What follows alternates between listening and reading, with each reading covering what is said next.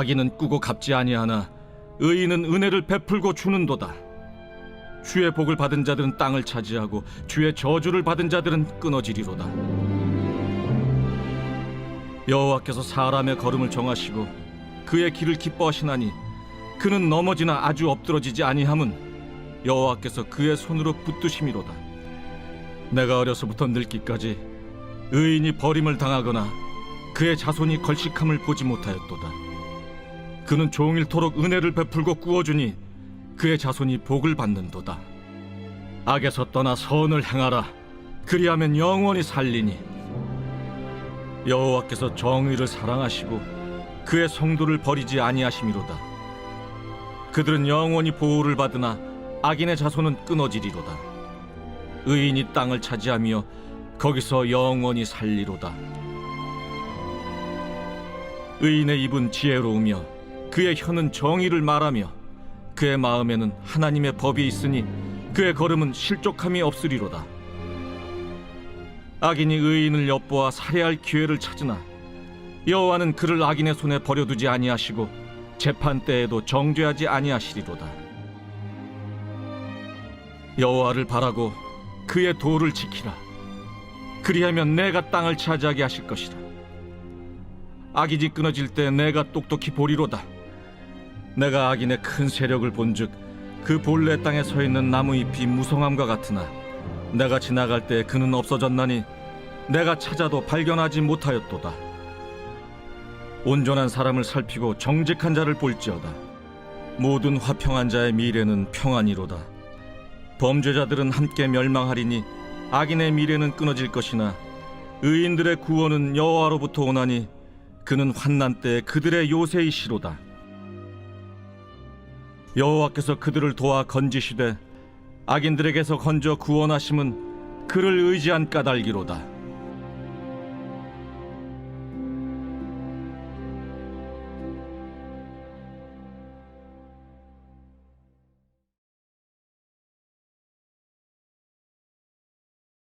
할렐루야.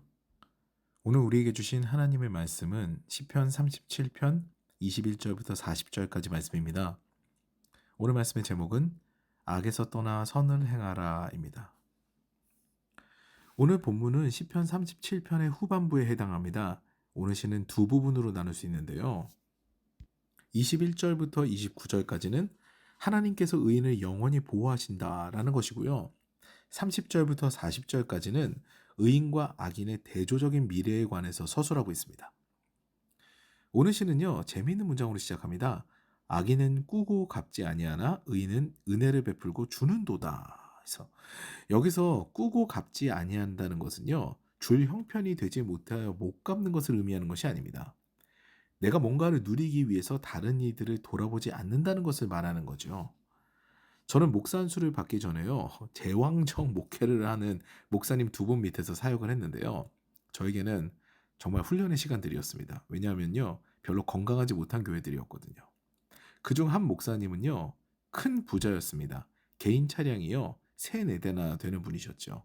말로만 듣던 포르쉐를 타시는 분이었어요.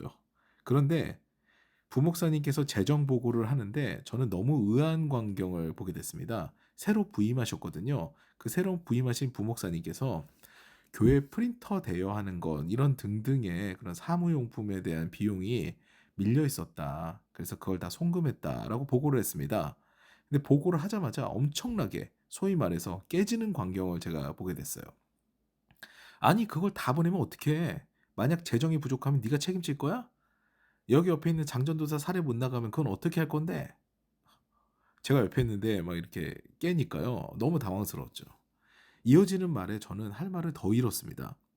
제일 중요한 거는 사역자들 사례야. 그 다음은 안 나가면 끊기는 것 위주로 보내고 프린터 이런 거는 나중에 줘도 걔네들이 당장 안 가져간다고. 그러니까 그런 건 남겨놔. 이렇게 말씀하신 거죠.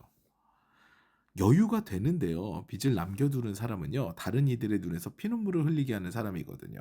하나님께서는 이것을 악하다라고 하십니다. 오히려 하나님의 사람은요, 땅을 기업으로 얻은 것과 같이 하나님께서 풍성하게 채우시기 때문에 은혜를 베푸는 쪽에 있습니다. 어떻게든 다른 이들에게 손해가 되지 않으려고 행동을 하게 되죠. 그게 의인의 삶입니다. 이런 선하고 의로운 자들을 하나님께서는 내버려 두시지 않는다고 시인은 고백합니다. 앞서 이야기를 했는데도요. 다시 강조를 합니다. 29절 말씀입니다. 의인이 땅을 차지하며 거기서 영원히 살리로다. 아멘. 게다가 시인은요. 의인에게 하나님을 믿는 믿음을 다시 한번 강조합니다. 25절, 26절 말씀이에요. 저는 이 구절 참 좋아하는데요. 내가 어려서부터 늙기까지 의인이 버림을 당하거나 그의 자손이 걸식함을 보지 못하였도다. 그는 종일토록 은혜를 베풀고 꾸어주니 그의 자손이 복을 받는도다. 아멘. 제가 맨발의 전도자로 알려진 최춘선 목사님을 알게 된 때는요. 학부 때 채플 시간 그 영상을 통해서였습니다. 우리 학교 채플은 기독교인과 비기독교인들 모두가 필수이기 때문에 다 들어와야 됐거든요. 그 자는 이들, 조는 이들도 많이 있었습니다. 그런데 이 영상을 시청했을 때 그 채플 때는요. 누구도 졸지 않았습니다. 저 역시도 눈물을 훔치느라 혼났죠. 처음에는 어떤 노인이 나와 맨발로 전도하면서 화이트 코리아 뭐 이렇게 외쳤습니다.